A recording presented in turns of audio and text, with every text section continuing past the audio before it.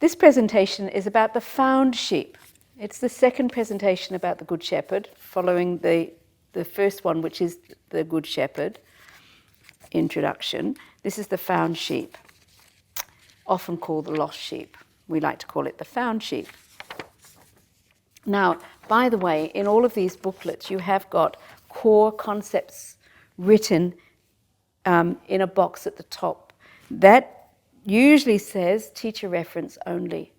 And it's giving you an idea of where the wandering and the thinking of the children has to go. But it's not that you read that out loud to the children at the beginning.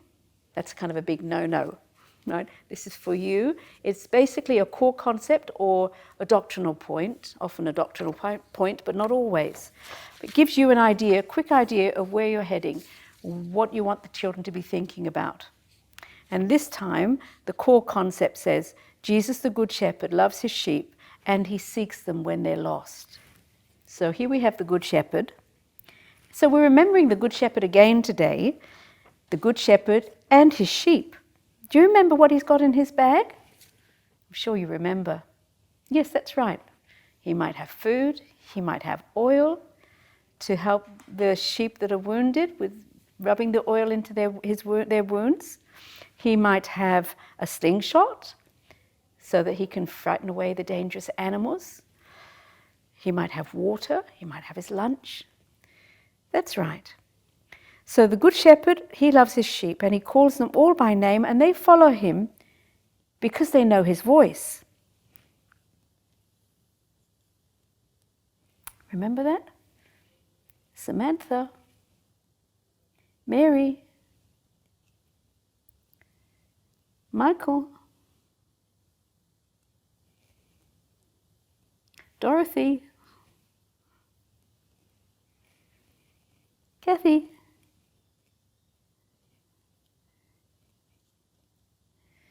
Andrew. There you go. At night time, he stays near the sheep and he protects them. In fact, the Good Shepherd would lay down his life for the sheep. And in the morning, the Good Shepherd and all the sheep go out and he leads them to the good pastures. As soon as he calls, they will come because they know his voice.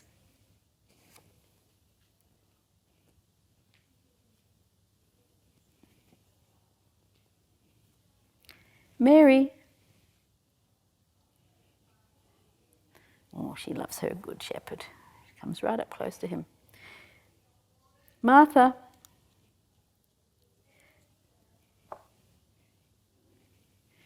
Andrew.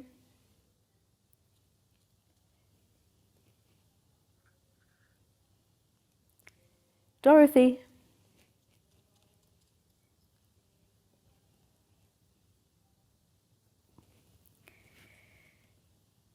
Samantha.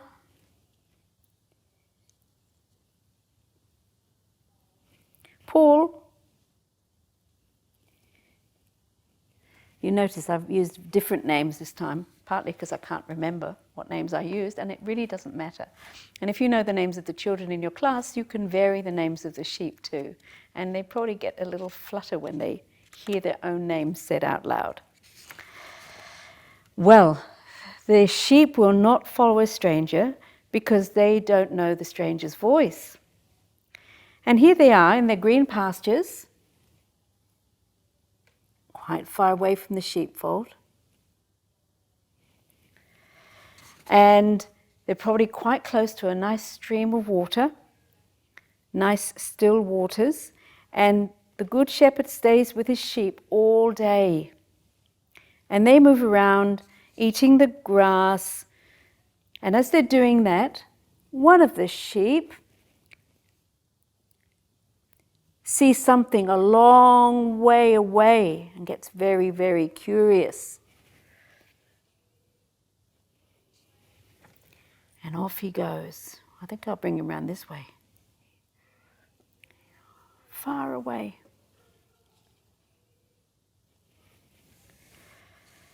And when it starts to get dark, the Good Shepherd takes all the sheep home.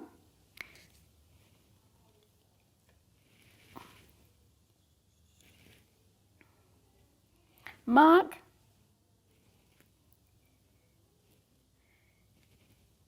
Mary,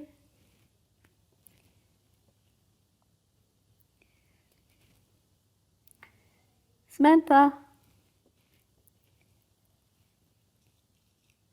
Claire,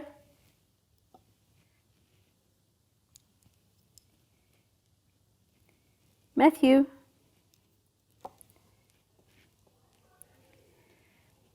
Judy, Judy, Judy.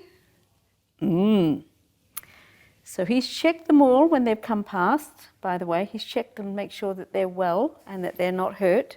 He knows how many sheep he has. He knows their names. And they come running. And then he notices one is not there. So what does he do? He closes... Oh, I'm so sorry. What does he do? He closes the gate. And let's see what he does and how it's told in the parable, the story that Jesus told. Because we're going to read from the Bible, I'm going to light a candle. As you know, it reminds us that it's the special words from the Bible, but also reminds us of Jesus. And I have to tell you that there's one word especially that you might not know, and this is the word Pharisees.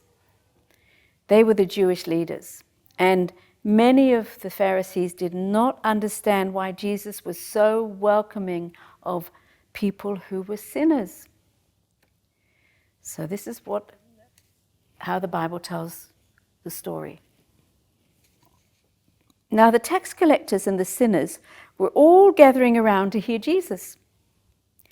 But the Pharisees muttered, and the teachers of the law muttered, "This man," they said, "welcomes sinners and he eats with them."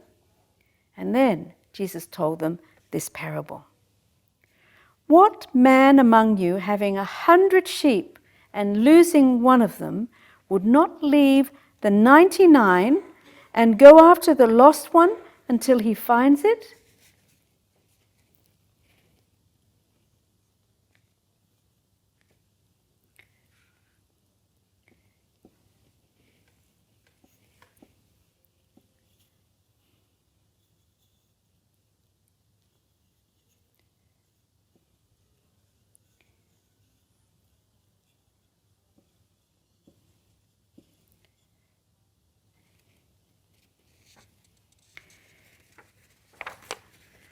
And when he does find it, he sets it on his shoulders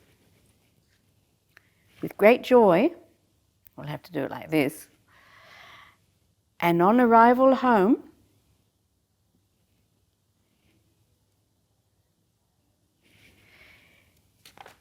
he will call together his friends and his neighbors and says to them, "Rejoice with me because I have found my lost sheep."